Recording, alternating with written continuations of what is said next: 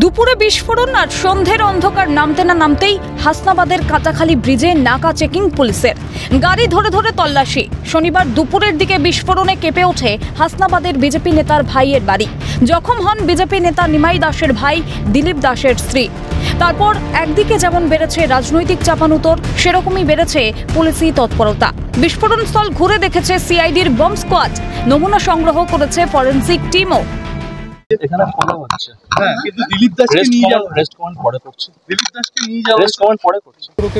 আমরা কিছুটা নমুনা পেয়েছি ওখানে, সেটা ল্যাবরেটরিতে না পাঠানো পর্যন্ত কিছু বলা যাবে না কি ধরনের। এটা কি কোনো তীব্র বিস্ফোরক ছিল? ল্যাবরেটরিতে এক্সামিনেশনের পরেই সব কিছু।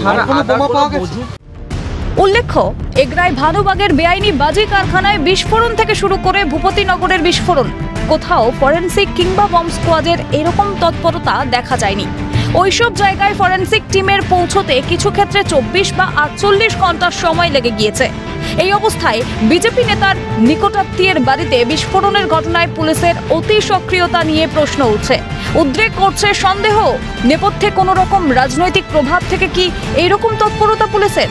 উঠছে প্রশ্ন। শামীম মোল্লার রিপোর্ট, ক্যালকাটা নিউজ।